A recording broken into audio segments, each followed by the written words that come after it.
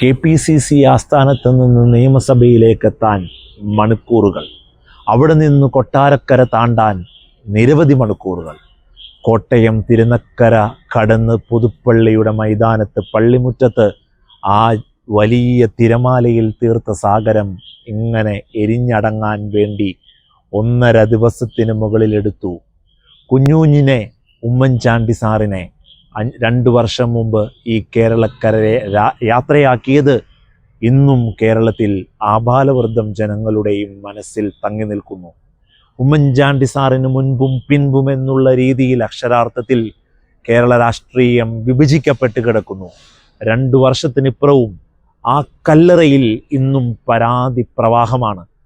ഞങ്ങളുടെ കുഞ്ഞുഞ്ഞിനെ, ഞങ്ങളുടെ ഉമ്മൻചാണ്ടി സാറിനെ കാണാൻ, ആ കബറിടത്തിന് മുമ്പിൽ ഞങ്ങളുടെ പരാതിപ്പെട്ടി തുറക്കാൻ ഇപ്പോഴും ജനങ്ങൾ ആർത്തിരമ്പി വരുന്നു.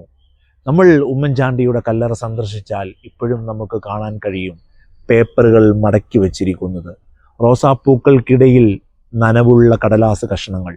അതൊക്കെ ഇന്നും പുതുപ്പള്ളി മണ്ഡലത്തിൽ മാത്രമല്ല, കേരളത്തിൻ്റെ കാസർഗോഡ് മുതൽ പാറശാല വരെയുള്ള നിരവധി ജനങ്ങൾ അവരുടെ പരാതികൾ ഒരു ദൈവ സാന്നിധ്യം പോലെയൊക്കെ കണ്ട് ഉമ്മൻചാണ്ടിയിൽ ഇന്നും അർപ്പിക്കുന്നു എന്നുള്ളതാണ്.